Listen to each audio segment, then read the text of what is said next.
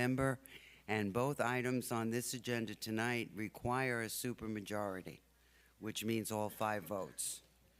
So we'll wait and see. Meredith has gone upstairs to get a phone number to call this member to make sure. Maybe he's stuck in traffic, we don't know, but please bear with us, and thank you.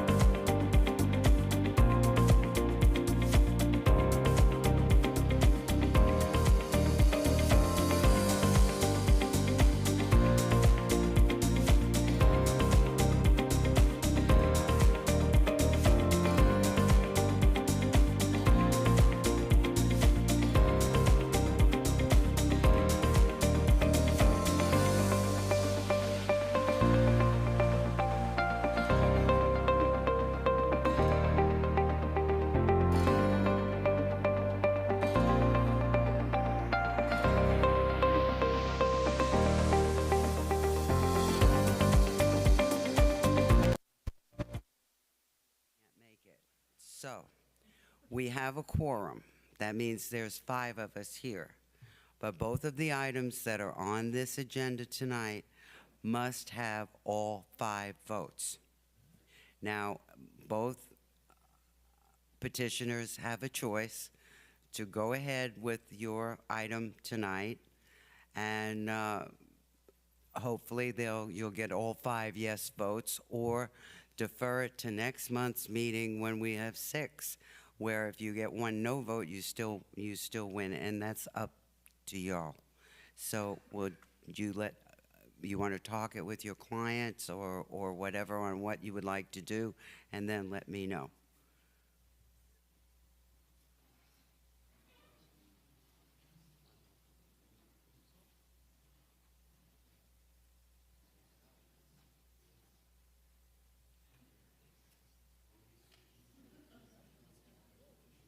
What happened?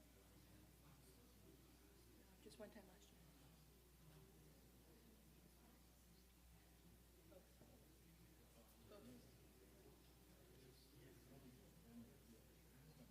Transitional community residence is simple majority. That's the only one.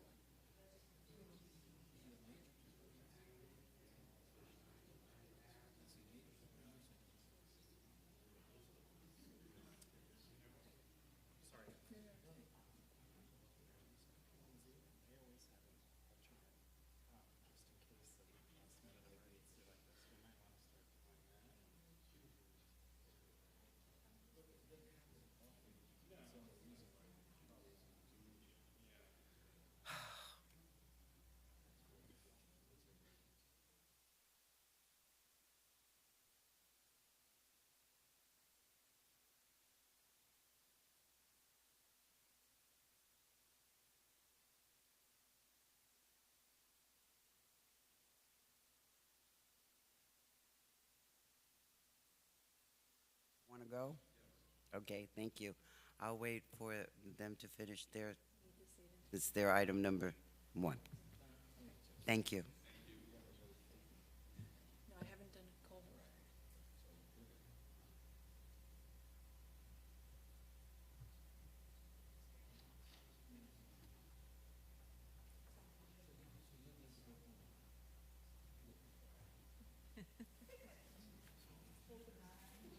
They're still talking out there, so.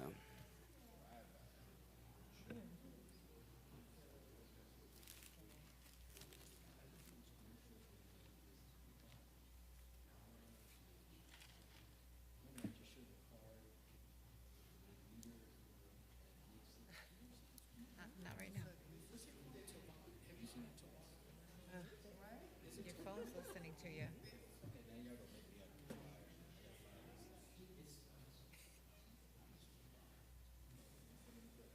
I really come here for you. It's a fun night.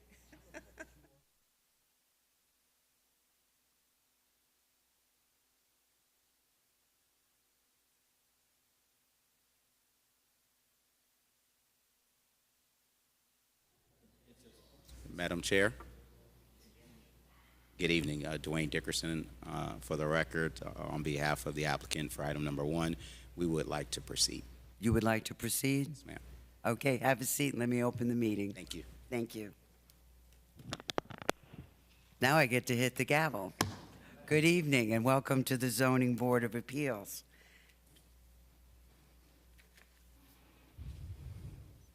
We're going to call this meeting to order at 6:13 p.m. Meredith, would you please call the roll? Karen Berger. Here. Jack A. Hawkins. Here. Allison Morales. Here. Linda Thomas. Here. Joe Sarcuzzi. Charlotte Burry.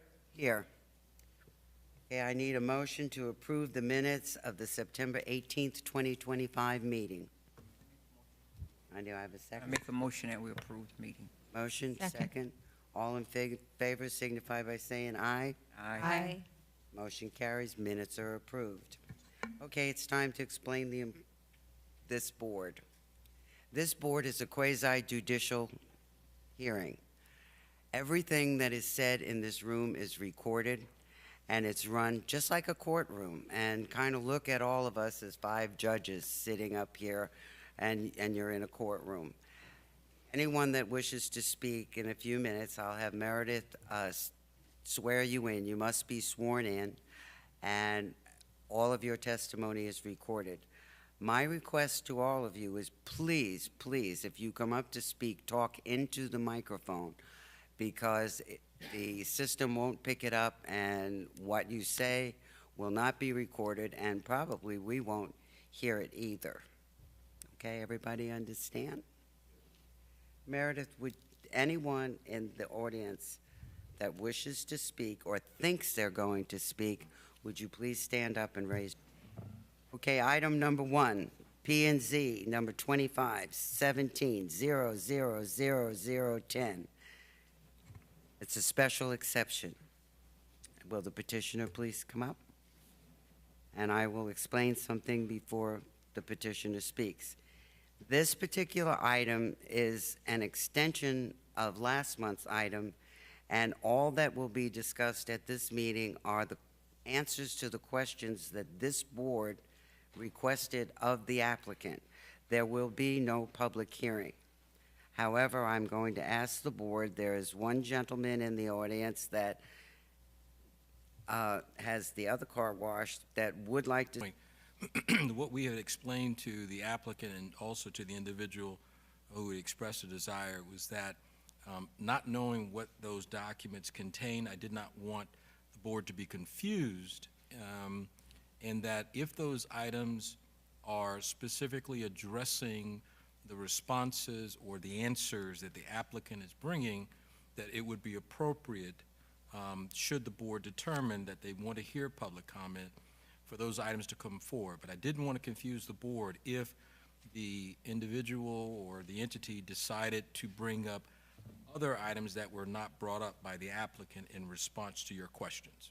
Well, Mr. Attorney, if there is documents that he wants to present to this board and we have to read them, we don't know what's in those documents, correct? I agree, but again, as you stated, the single purpose for tonight's continuance was for the applicant to address this board's questions. And so, again, I think whatever documentation the applicant that the individual has to be something that addresses those responses. Those responses. At that time. And if it does not, then that would be something that you could decide not to accept, should you even open it up. Right. Well, I would need the board's approval to allow this to happen. I can't do this on my own. So, Meredith, would you call the roll? And the answer, yes, would mean yes, he can speak. No would be no, he can't speak. Right? Right. What? I don't know, I was looking to make sure the board members didn't have any questions. Would you have a question? No, I wanted to make sure that they didn't have questions. I have a question. Who has a question? Yes, ma'am. Okay. To answer, yes, you want to see the documents, no, you don't.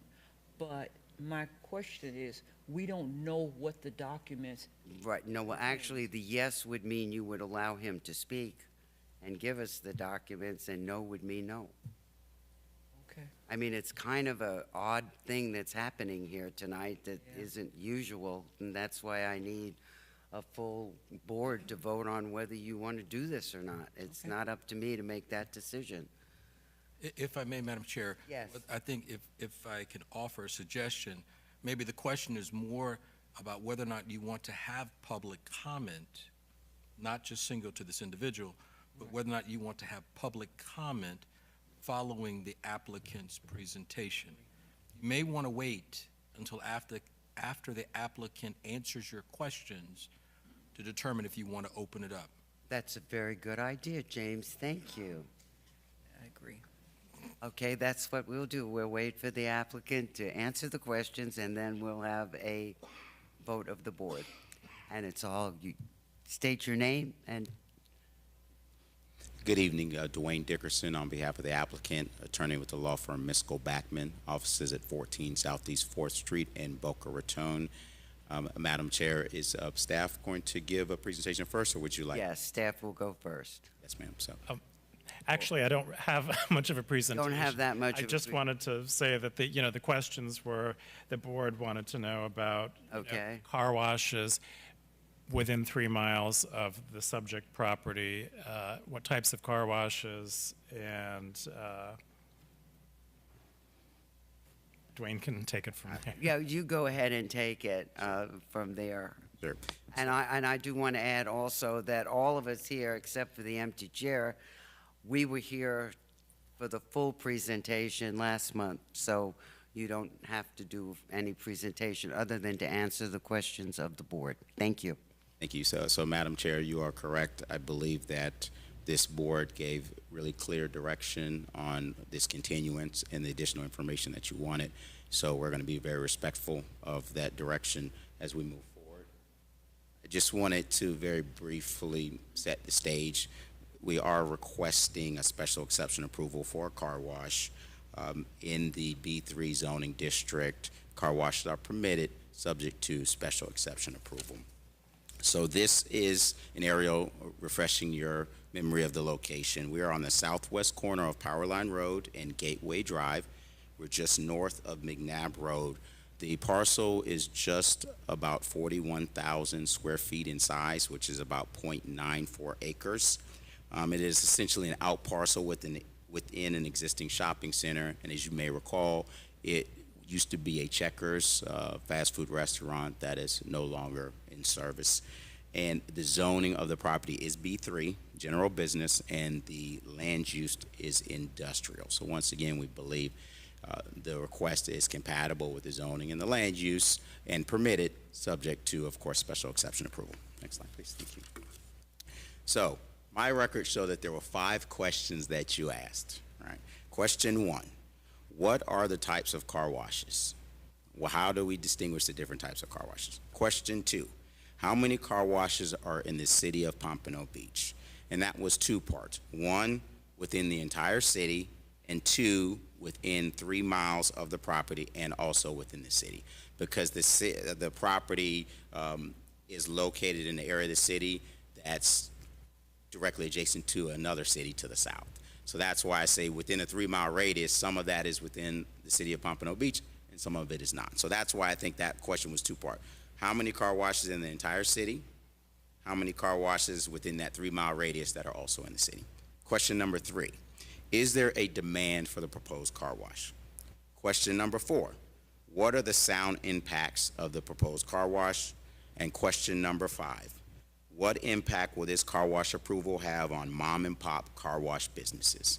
So I believe those were the 5 questions that were asked that we're going to address very quickly. Yes. So this shows you the types of car washes, question 1.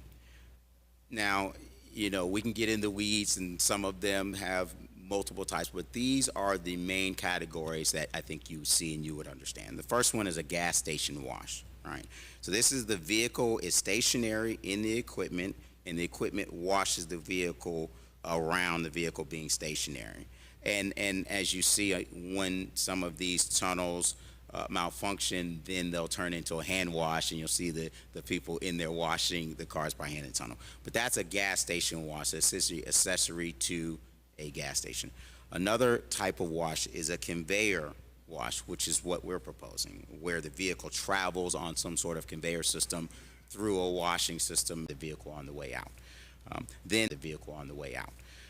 Then there's the self-service bays. You remember the old school where you would pull up, you'd put your money in, and you'd wash it yourself.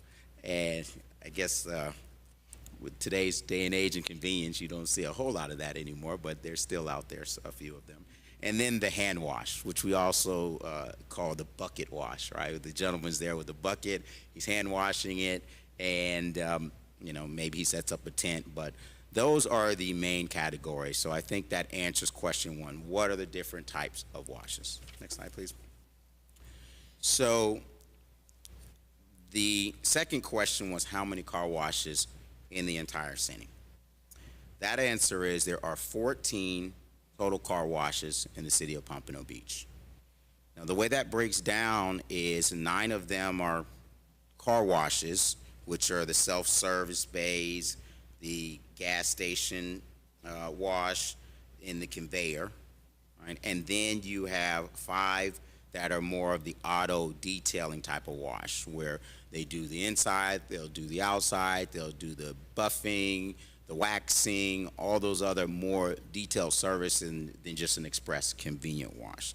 So that's 14 total, right? And then there's 2 pending that have received BTRs. So we got this information from the city, right? This was not us saying what the numbers are. As you may recall, you heard last time from one of the speakers that there were 26 car washes in the city. Based on the research that we've done, which was independently done and confirmed by the city, the 26 is just not correct. There's 14 current car washes, which include the detail, and then there's 2 that are pending that were approved with a special exception approval. So I think that answers. And one other thing I want to note, and we'll talk a teeny bit about this later. What Griggs provides, which is the car wash that we're proposing this evening, provides totally different services than some of the other car washes. 5 of them are listed as auto detailing, which is a total separate BTR category because they provide different services. So while I added them in there because I think you said, Dwayne, a car wash is a car wash, give us the total number, but I do think it's important to note that 5 of the 14 do something totally different than what we do. And I think that's when you're looking at compatibility and total number, I think that's very important. Next slide, please. So this is a map. The blue is the 3-mile radius, and we're dead in the middle, right? Now, if you can kind of see on the left side, there's a yellow line that runs on the left side of this property, or on this map, and then there's another yellow line at the bottom. Inside of both of those yellow lines is the city of Pompano Beach. Outside are other cities. So within the city of Pompano Beach and within the 3-mile radius, there are 7 car washes. They're all listed there, and you can see where they're located in proximity to where we are, dead in the middle of the blue circle. In addition to that, the other 7, remember we said there's total 14, are outside that blue circle, meaning they're outside of the 3-mile radius from us. So those are the facts. Those are the numbers. Next slide, please. Still with question 2. This slide shows you exactly the 7 car washes that are in the city of Pompano Beach and within the 3-mile radius of the proposed car wash tonight. So you can see them all there. You see exactly what they do. We even included Rising Tides, which is not built yet, as you know, but to be fully transparent, we thought it was appropriate and important to show you that one. That's vacant now, but it will be coming online if they move forward with their approvals. So these are the 7. You can see where they are. I think they're well spaced.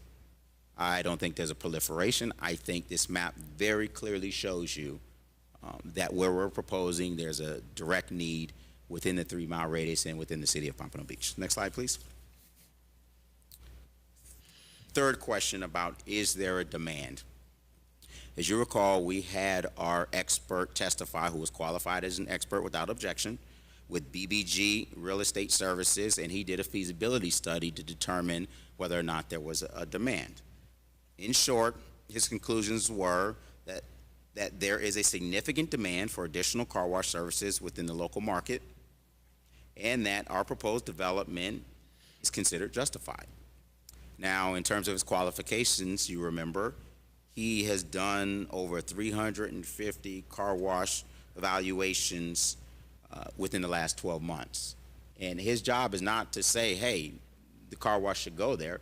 His job is to tell us the facts and the truth, because if it would not work or not be a good business plan or not be successful, of course, you know, we'd want to know that now and decide to pick another location as opposed to just saying we're going to go here no matter what. So his job is not to tell us what we want to hear. It's his job is to give us factual information to confirm that this is the right location, it makes sense, there is a demand, and this new facility will be successful. Our expert is here. If you would like for him to testify, it was my understanding that we would answer the questions and then you would deliberate. So I want to be very respectful and not open up that can of worms if you're not going to let others from the public speak. But if you decide to do that, then I absolutely would like to have my experts testify, and we have others that would like to speak as well. So, but for now, I will forego that because I didn't think that was the scope of what you asked me to do. Next slide, please. Fourth question, sound. How does this impact the sound and impact adjacent properties with sound? We performed a sound study, all right? And we looked at two major components of a car wash. One, blower system, when the vehicle's leaving the tunnel and the blowers blow to dry the vehicle. And two, the vacuum system. So, you know, our system is called the ultra quiet blower drying system for the blowers. And then the vacuum producers, which is essentially the engine that drives the vacuum system. So you'll have the vacuum producers, and then you'll have the individual vacuum stations where you vacuum the vehicles. Next slide, please. This, I told you guys I have a 2-year-old son, so everything colors, you know, makes it very easy. So this is a map that shows you decibels of all of the equipment and how it works on our property. Your city has a requirement in the code that says between the daytime hours of 7 a.m. and 10 p.m., the exterior noise standard has to be at 65 decibels or below at adjacent commercial properties surrounding the project. So the red color is the higher decibels. The blue is 65 decibels or less. As you can see, so if you see the white, that's the building, and you see both sides of the building, you see more sound because that's when you enter the tunnel and you exit the tunnel, right? And then on the bottom of that, you see the little dots. Those are the vacuum stations. The red dots are the vacuum stations, and then there's turquoise dots where are the vacuum producers, or essentially the engine for the vacuum system. At everywhere on this site, it steps down to the blue, which is 65 decibels or less at any portion of our property. So we meet or exceed all of your noise requirements for the city of Pompano Beach. And it's clear there, and you can see it, and those are facts. Next slide, please. Fifth question was, what are the impacts on mom and pop car washes? So Griggs has established a P3 program, which stands for Pipeline Partnership Program. And that's a created relationship with local car wash facilities and mobile car washes to provide our customers with all necessary car care services. As we stated, we don't touch the vehicles. We don't touch the outside of the vehicles, nor do we touch the inside of the vehicles. So we have a limited scope of service. And plenty of our clients want additional services. So we've created this pipeline program to refer our clients to our partners to get the additional services that they may want, including the full hand washes, exterior, interior detailing, minor dent repair, scratch repair, and any other services, windshield repair, you name it. We're partnering with local independent businesses and car wash owners to provide these additional services. Additionally, to give you a real world example, we encounter several vehicles that for one reason or another don't fit into our tunnel.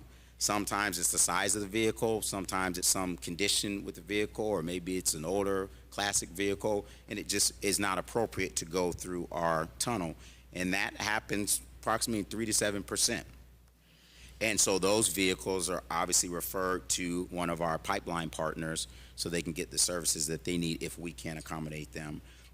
So how we do that, how we've done it in other places and how we envision doing it in Pompano Beach is getting a list of the business tax receipts of all of the car washes in the city, and then inviting those local car washes, mom and pops, to participate in our partnership program and have a direct referral pipeline of referring business to them. And I think going through the city's business tax receipt means that we know that these are businesses that the city has acknowledged and that we can partner with.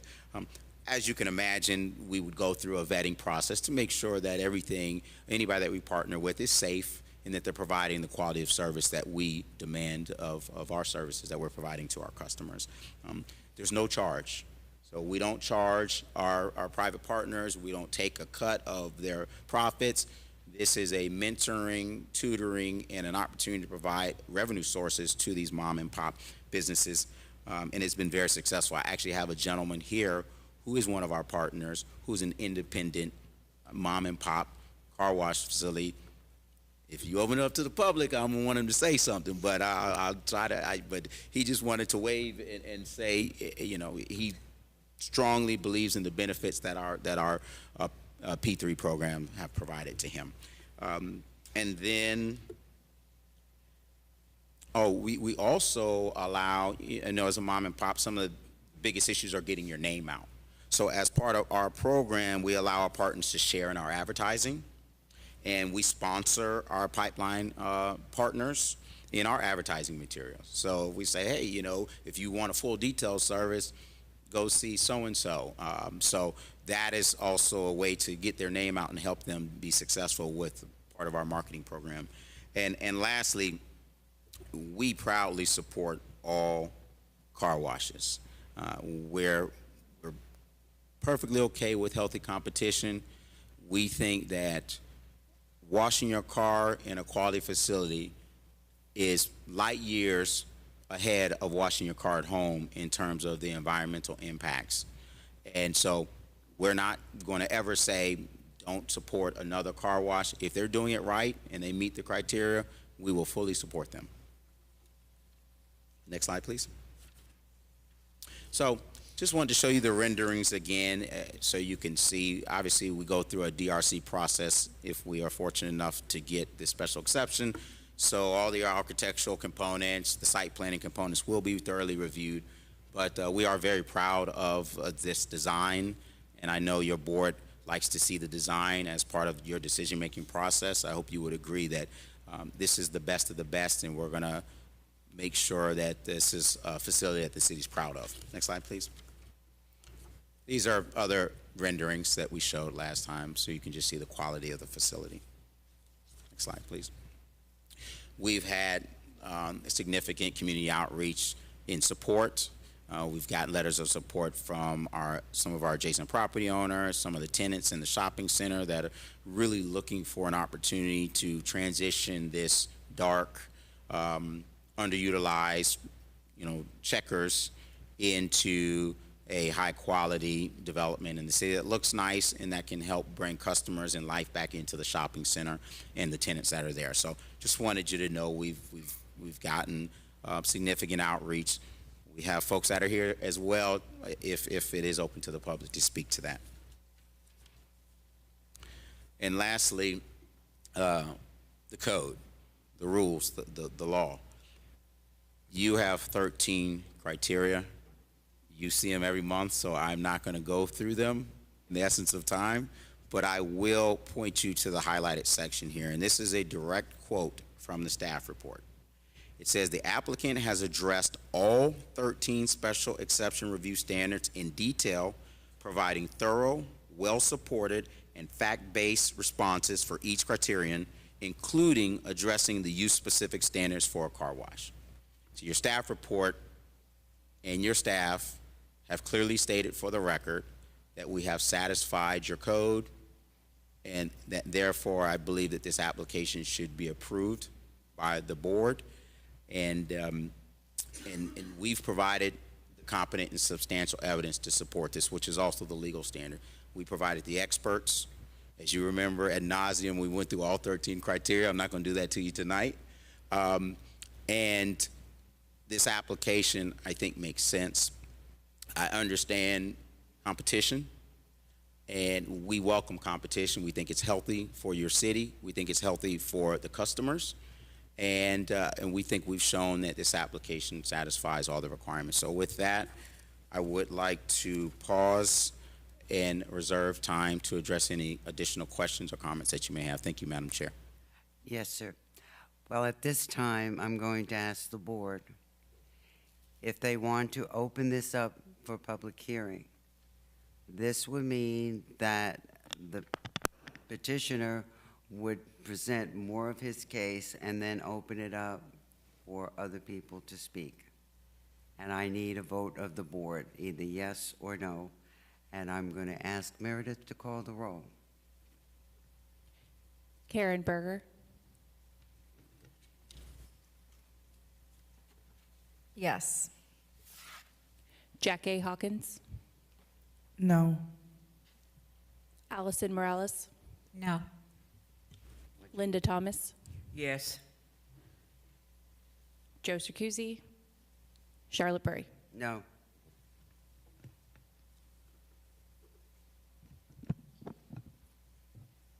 This means no public hearing, correct? Now, does this board have any questions of the petitioner on the items that they asked and that were presented tonight? Nothing more and nothing less, just what they were asked to present this evening from our last board meeting. Okay, then may I have a motion, please?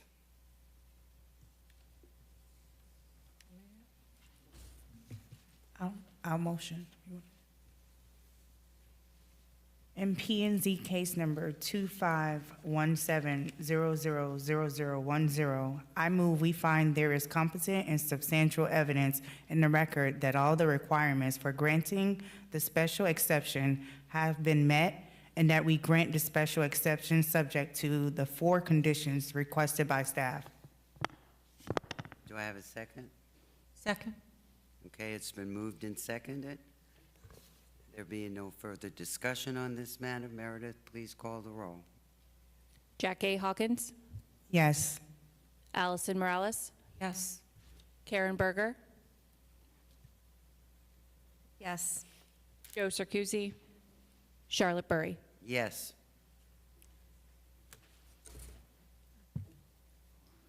You didn't think call Board Member on Thomas Ms. voted. Thomas? I'm so sorry. I apologize. Ms. Thomas. Yes. You got your special exception. Thank you. Have a good evening. You're very welcome. I know he wanted to talk, okay, but it's too late. These guys met all the requirements. That was really good clarification. I needed that. Exactly what I needed. Item number 2, E&Z number 2511000018. It's the Archdiocese of Miami, St. Gabriel's Church. Would you please state your name, spell your last name, and your address? Yes, good evening to the board. Eric Slazik, architect for Artworks. Slazik, S-L-A-Z, like zebra, Y-K. That is 2113 Johnson Street, Pembroke Pines, Florida. Thank you. Mr. Reale. Thank you, Madam Chair. For the record, Scott Reale with Development Services. The applicant landowner requests a variance from the Pompano Beach zoning code to allow for the construction of a detached church tower on the property located within the RM20 zoning district. The request includes relief from the following code sections. There are 3 of them. First is from Section 155-3210C, which are the dimensional standards for the RM20 district specific to height. The proposed tower will have a height of 53 feet, which exceeds the maximum permitted height of 35 feet, resulting in a requested variance of 18 feet. The second request, Section 155-3210C, also the dimensional standards for the RM20 zoning district, but this is regarding the front yard setback. The proposed structure is proposed to be set back 14 feet, 11 and a half inches from the front property line, where a minimum front yard setback of 25 feet is required. And the third recommended deviation, Section 155-4302B2G, which are the standards for accessory uses and structures. This section prohibits accessory structures from being located in front of a principal structure. The proposed tower is situated in front of the existing church building, which is considered the principal structure on the site.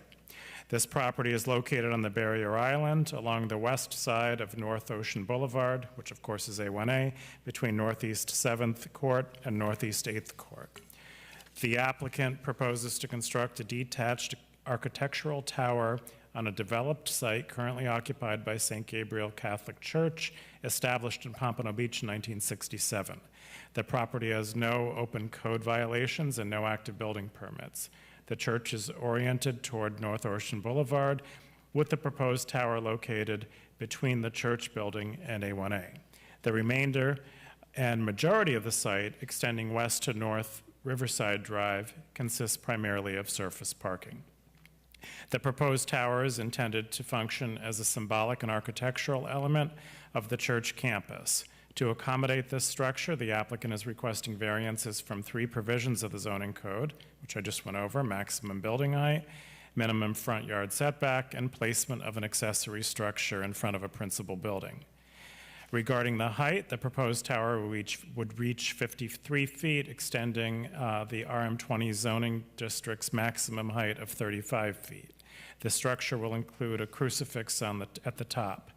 The requested additional height is intended to enhance the church's visibility, which the applicant contends is currently diminished by surrounding high-rise residential buildings, trees, and utility infrastructure. Staff notes that the proposed tower will not contain usable floor area or conditioned space, which helps to mitigate potential impacts on surrounding properties. The reduced front yard setback, 14 feet, 11.5 inches, in lieu of a required 25 feet, is driven by the site constraints, including the location of the existing church building, internal circulation patterns, such as the existing drive aisle, and visibility limitations from the street. The applicant seeks to locate the tower closer to the sidewalk to improve the visual prominence and pedestrian access to a proposed landscape reflection area. And the third variance pertains to the placement of the tower in front of the church. While this is typically prohibited for accessory structures, religious architecture is commonly features steeples or towers prominently at the front of worship facilities.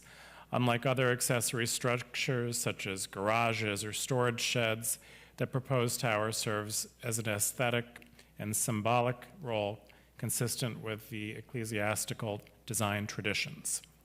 The proposed structure is non-commercial, non-residential, and intended solely for architectural and symbolic purposes. There's no indication that the tower will be illuminated or used to project sound, which reduces potential compatibility concerns with adjacent residential properties. In summary, the requested variances are driven by a combination of site-specific physical constraints, traditional architectural intent, and religious symbolism. Non-habitable nature of the tower, its placement within a developed religious institution, and the context of adjacent high-rise buildings suggest that the request meets the spirit and intent of the zoning code. Based on these factors, staff finds that the request may satisfy the criteria for a hardship as outlined in the city's variance standards. And of course, there are 8 variance review standards. The applicant has addressed each of these in their narrative, which is included in your application, the backup of the application. And should the board determine that the applicant has provided competent and substantial evidence demonstrating compliance with those 8 variance review criteria, staff recommends the following conditions be incorporated into the board's order of approval. 1, the applicant shall obtain all required permits and approvals from the city, including but not limited to building and zoning compliance permits prior to the commencement of construction. 2, the tower structure shall be constructed in substantial conformance with the plans and elevations submitted as part of this application. Any increase in height, footprint, or additional dimensional encroachments beyond those specifically approved shall require further review and approval. 3, the tower shall remain non-habitable and shall be used exclusively for architectural and aesthetic purposes. No conditioned space or occupiable space shall be permitted. And the 4th recommended staff condition, no exterior lighting or sound projection equipment shall be installed or on or within the tower unless such features are approved through a separate review and permitting process. And that concludes staff's report, and I'm available for questions. Thank you, Scott. Thank you, Sir, go ahead. Very good. So an important issue for any religious structure is its presence, the ability to be recognized and its sense of unwavering support for its parishioners and the local community as a whole. The asks we are making here this evening are necessary to achieve these goals. Currently, the existing church suffers from canyon effect caused by the high density and multi-story residential projects to the east and north of the church property. Additionally, utility lines and power and light poles contribute to obstructing the identity of the church. By providing a tower closer to the street as an extension of the church's facade, visibility of the church would now be improved. As this is a non-habitable decorative structure, there is no impact to traffic or parking, as well as any financial gain by the tower's addition. To help overcome the height disparity with the adjacent structures, an 18-foot increase in building height is requested. This increase is minimal in comparison to the surrounding buildings. A 9-story residential building to the north and a 19 and 17-story residential building to the east. In summary, the addition of the tower and its height and placement is consistent with the height and placement of the surrounding high-density multi-story residential buildings. The tower will serve to improve the church's visibility and identity within the neighborhood, as well as to the north and southbound traffic. Its placement closer to the public sidewalk will extend an inviting reflection area for pedestrians.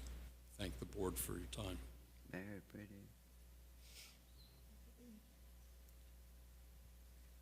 That it? Does the board have any questions of the petitioner?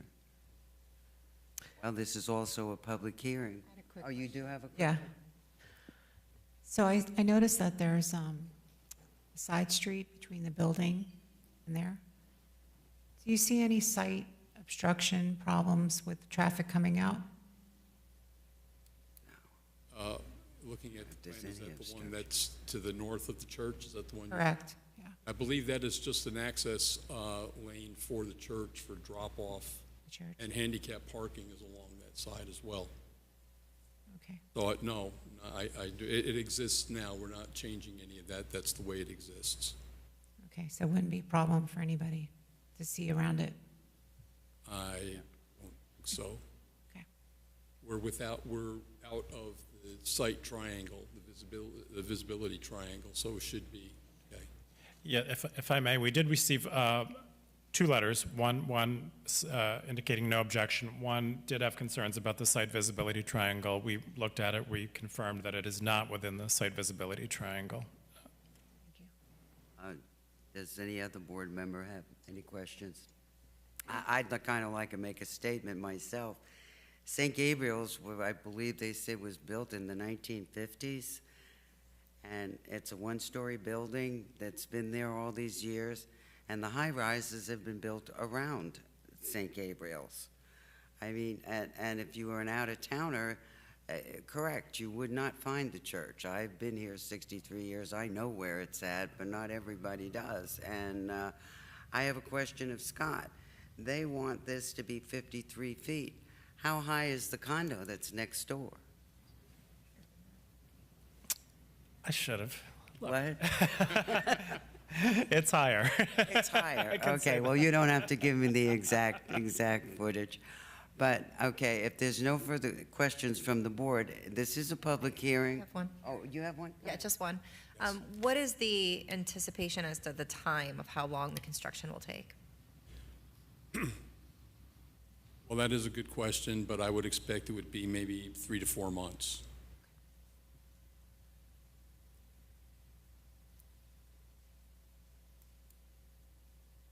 I would guess it would depend on the contract. It would not require a site plan review because it's a non-habitable structure. So it can go right to building permit and then hopefully get approved and constructed. Okay, any further questions from the board? Okay, this is a public hearing. If anyone in the audience wishes to speak on this matter, please come to this microphone, speak into the microphone, state your name, spell your last name, and your address for the record.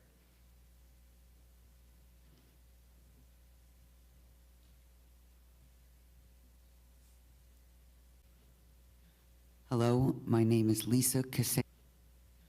Hello, my name is Lisa Cassane, Kissane.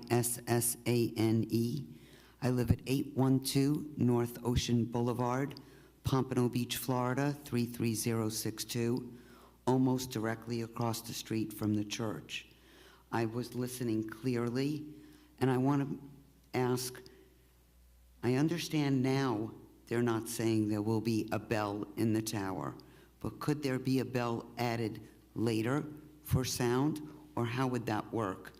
No, No, there cannot be one. no bell, right? There's no bell. Well, that's one of the conditions. Conditions of this variance is no Yes, bell. they said they could apply for it, though, thereafter, and that would be yet another If they meeting. tried to put a bell in after, they'd still have to go through the whole city process, which the city already said no bell. Okay, thank you very much. You're very welcome. Is there anyone else in the audience that wishes to speak for this petition? Okay, no one for. Anyone against this petition?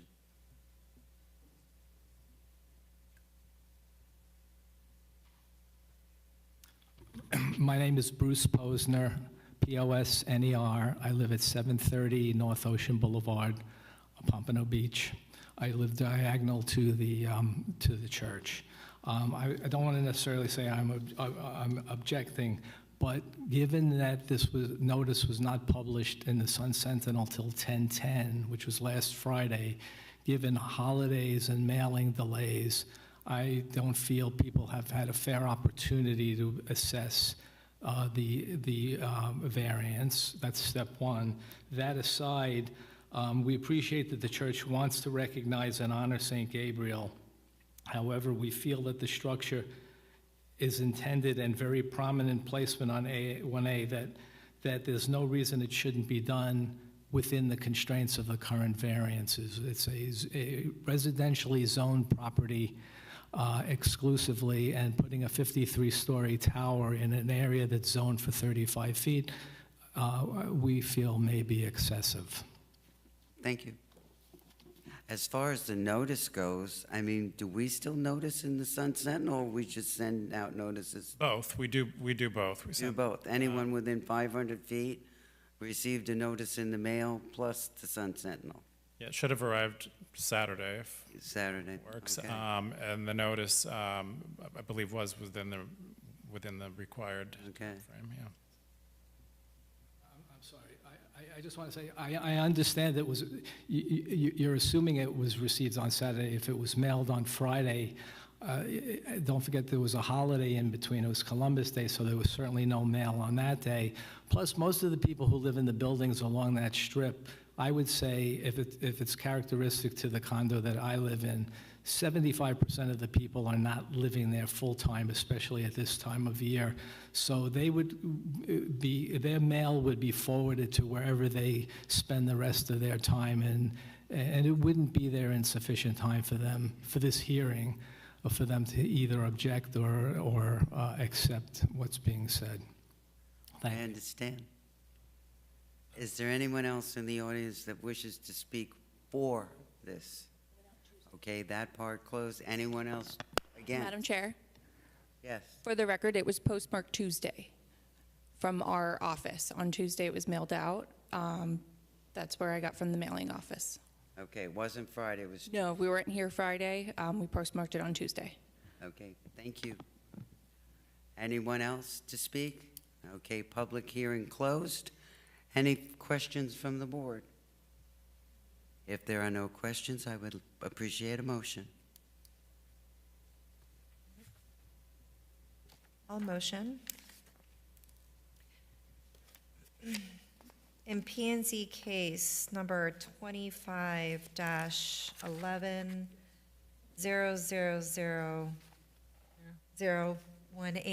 thank you. I move we find there is competent and substantial evidence in the record that all the requirements for granting the variance have been met. Oh, should I do it three separate ones? I apologize. Granting the first variance have been met, and that we grant the first variance subject to all 4 conditions requested by staff. Do I have a second?